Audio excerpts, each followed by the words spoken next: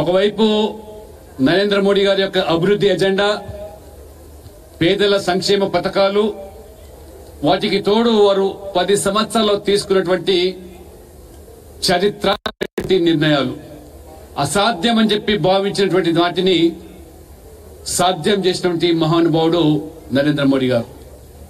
370 article రద్దు కానివ్వండి, ముస్లిం మహిళల త్రిపుల్ తలాక్ చట్టం కానివ్వండి, లేదా మొన్నటికి మొన్న మహిళలకు చట్టసభల్లో 33% రిజర్వేషన్ అవుతుందని చెప్పి గత ప్రభుత్వాలు వాటిని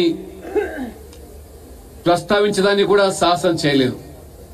అటువంటిది చట్ట రూపంలో తీసుకొచ్చి ఏ రకంగా ఇవాళ మరి వీటితో పాటు కోట్లాది ప్రజలు మనోభావాలతో ముడిపడినటువంటి రాముడు జన్మించిన స్థలంలో భవ్యమైన రామ మందిర నిర్మాణమే కాకుండా జనవరి 22 బాలరాముని యొక్క ప్రాణ ప్రతిష్ఠ కార్యక్రమం. మొత్తం దేశమంతా కూడా రామమయము.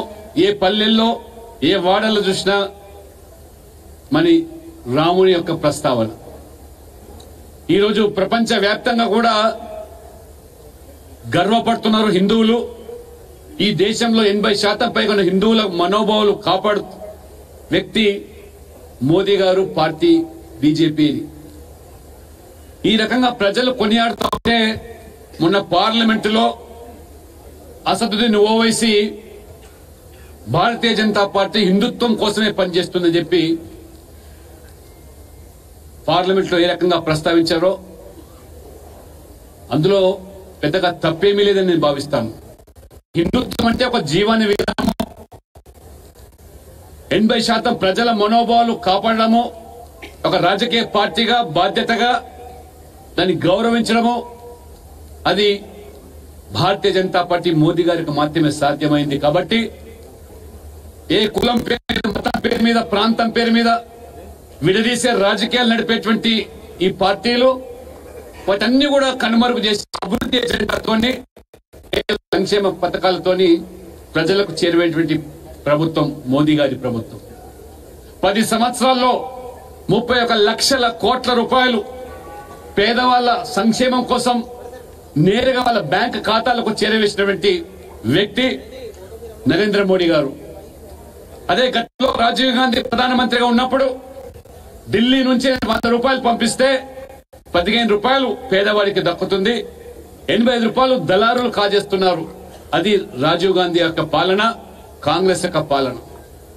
జీరో కరప్షన్ కాంగ్రెస్ లేదా రాహుల్ గాంధీ కనుక ఉన్నట్టయితే ఎన్ని లక్షల కోట్ల వాళ్ళ జేబుల్లో నిండేదో ఒకసారి ఆలోచన చేయండి.